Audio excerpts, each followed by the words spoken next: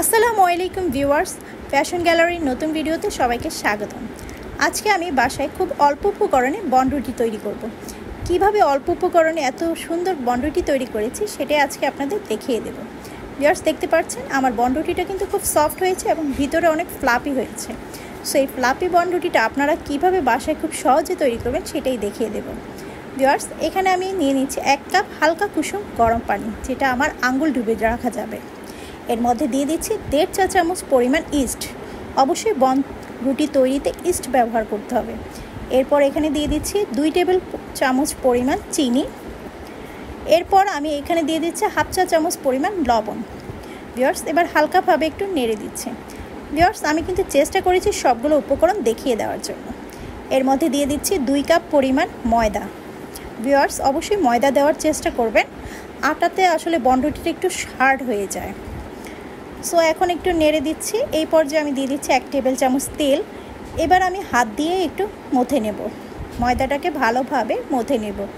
আর বনরুটিতে সবসময় যত বেশি ভালোভাবে মথতে পারবো ততই কিন্তু আমার বনরুটিটা সফট হবে। মথে নেওয়ার সময় একটু নরম মনে হতে পারে, বাট এতে ভয় পাবার কিছু নেই, একটু পর ঠিক হয়ে যাবে। এর মধ্যে আমি 1 চা চামচ পরিমাণ বেকিং পাউডার দিয়ে দিলাম এবং আবারও 1 টেবিল চামচ তেল দিয়ে দিলাম। এই পর্যায়ে আমি আবারও ভালোভাবে হাত দিয়ে মথে নিচ্ছি। ভিউয়ার্স, যত বেশি আমি ময়দাটাকে মেখে নিব ততই কিন্তু আমার বনরুটিটা ভালো হবে। এই পর্যায়ে আমি একটু ময়দার মধ্যে তেল উপরে একটু হাতে মেখে নিয়ে এটাকে আমি ভালোভাবে মেখে রেখে দেব 2 ঘন্টার জন্য।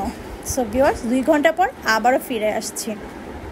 দেখতে পাচ্ছেন ভিউয়ার্স, 2 ঘন্টা পর আমি ফিরে আসলাম আর আমার ময়দাটা যে আমি মেখে রেখেছি সেটা একদম ফুলে টইটম্বুর হয়ে গেছে।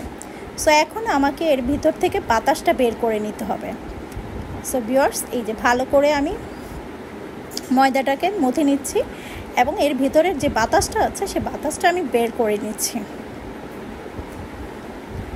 এই পর্যায়ে আমি যেখানে আমি রুটি বানাই সেই পিঁড়িটা নিয়েছি, ওখানেই আমি আবার বনরুটিটাকে হালকা তেল ব্রাশ করে মথে নিচ্ছি।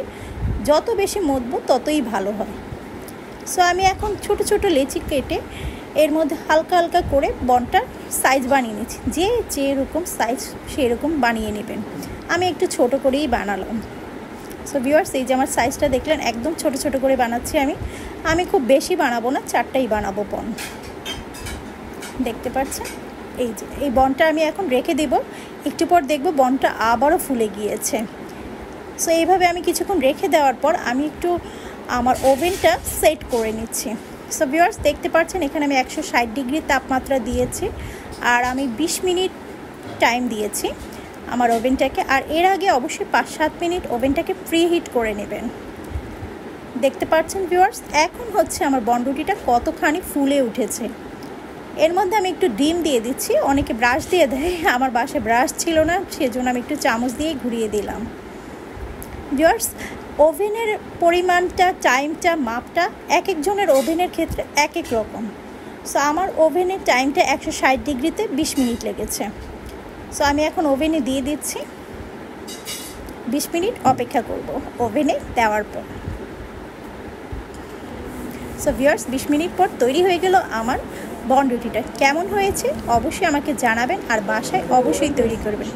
সবাই ভালো থাকবেন, সুস্থ থাকবেন। আল্লাহ হাফেজ।